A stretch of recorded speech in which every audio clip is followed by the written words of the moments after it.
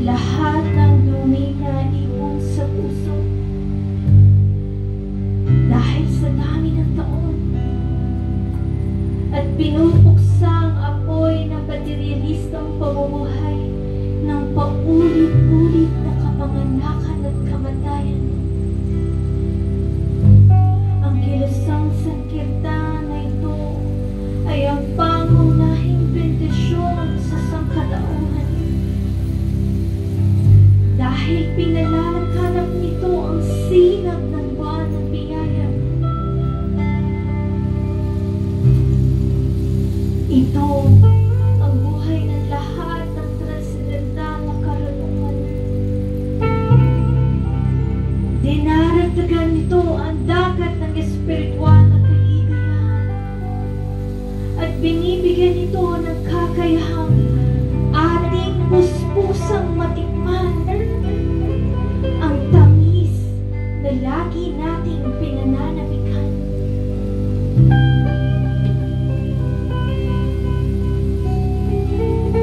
O aking Panginoon,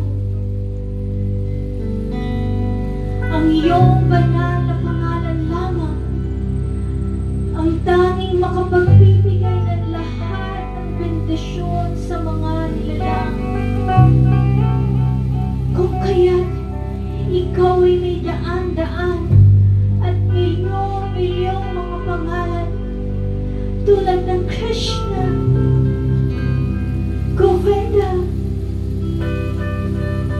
Jehovah, Allah, El Shaddai, Buddha, Rama, at iba pa. Sa mga transendental na pangalang ito ay pinalooban mo ng lahat ng iyong transendental na lakas. Di wala man lamang pahirap o pag-aapurahang patakaran sa pagsabit ng mga pangalang ito. O aking Panginoon, dahil sa iyong kabutihan, iginawad mong madali kaming makalalapit sa iyo sa pamamagitan ng iyong mga banal na pangalan. Subalit, ako po'y napakasawing palad na hindi man lamang naakit sa mga ito.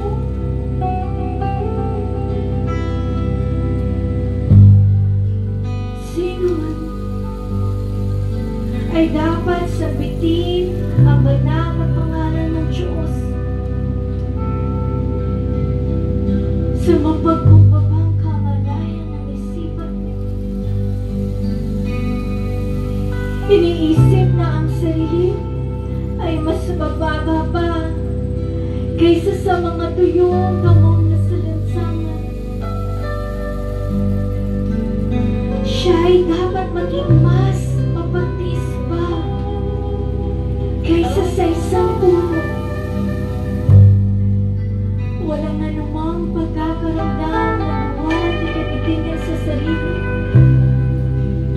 At dapat siya'y handang mag-alay ng lahat ng paggalang sa iba. Sa ganitong kamalayan ng pag-iisip, sino man ay masasabit ang banal na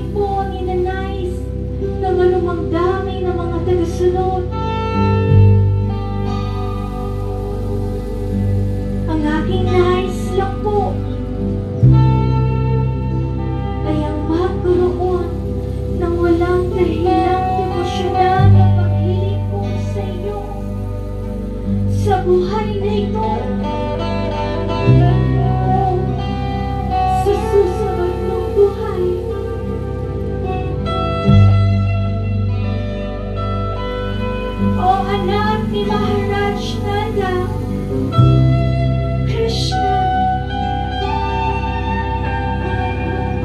ako po ang iyong walang hanggang tagapagsilbi. Subalit sa anumang dahilan, ako ay nahulog sa dagat ng kapanganakan ng kamatayan.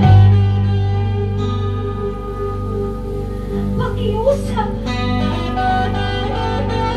ako po ay iyong naputin mula rito sa dagat ng kamatayan at ilagay mo po ko bilang isa sa mga mumunting bahagi sa iyong malulutos na paanan.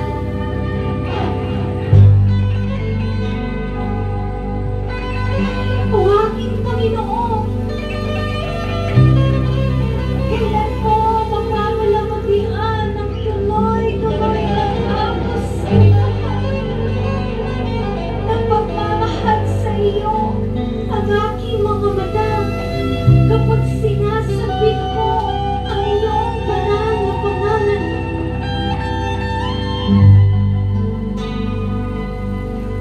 Kailan ang aking tinig ay mahihilingan at kailan magtatayuan ang mga balahibo na dahil katawan sa pagbigkas ko ng iyong pangalan?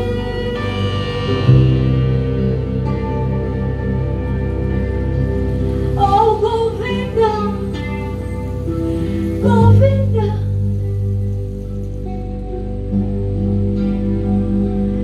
sa dinaramdam ko nitong pagkawalay sa iyo,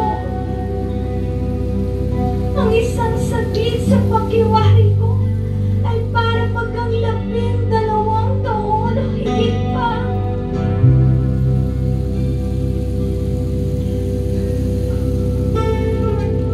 Ang mga luha ay tumutulo sa aking mga mata na ani mo ay lagaslas ng ulan.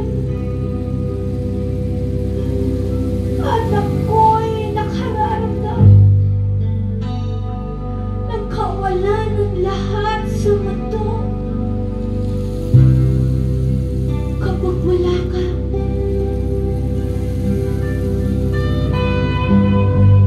Wala akong ibang kinikilalang Panginoon kundi si Krishna, at siya'y mananatiling aking Panginoon kahit pamarahas ang kanyang pagkakayakap sa akin o kaya'y ginagawa niyang sawi ang aking puso dahil wala siya sa aking harapan. Siya'y ganap na malaya